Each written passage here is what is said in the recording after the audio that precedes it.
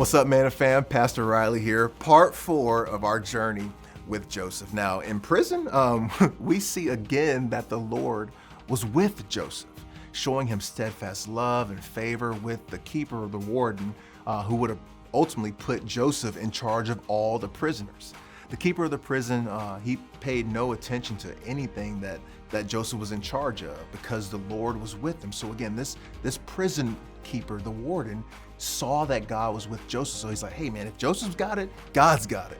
Whatever Joseph did, the Lord made succeed. And I wonder what's going on through Joseph's head at this point. I mean, how often did he revisit the vision, the dream he had of the sun, the moon, and the stars bowing down, and the sheaves of grain? Like, was he discouraged as a slave or even now as a prisoner? Did he ever think that the dream was dead in situations where he found his own life in peril?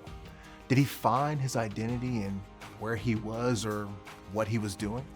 Did he feel like God was jerking his chain or dangling a carrot out in front of him?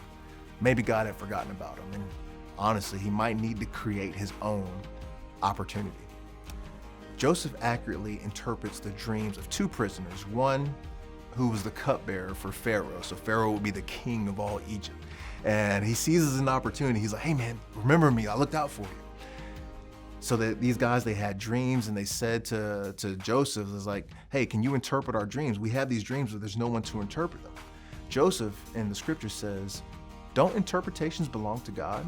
Tell me your dream and I will interpret it. And so I think Joseph is taking this a step too far. He's saying, look, I'm with God and this is my shot. This is my opportunity to show you that I'm with God, and this will create a way for me to step into my calling. Now, unfortunately, the chief cupbearer, he didn't remember him. He forgot about Joseph, and Joseph stayed in prison another 2 years. So again, put yourself in Joseph's shoes. Is this the closed door on your destiny? Or maybe this, and honestly, everything up to this point, is what God used to prepare Joseph for his promotion. See, God is so invested in our character development. Years ago, I had a mentor give me some advice.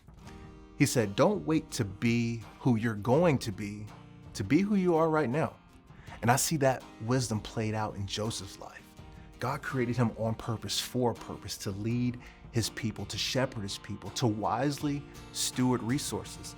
And he didn't start when he got the right job. He's done it his entire life, from his father to his masters to the prison warden. And soon we'll see him as servant to the most powerful man on the planet. He never traded who he was called to be to settle for what he was doing. And that's my encouragement for you today, Manna family, that you don't settle for less than God's best. Be faithful with who you're called to be, and you'll see fruit right where you are. We'll see you here tomorrow.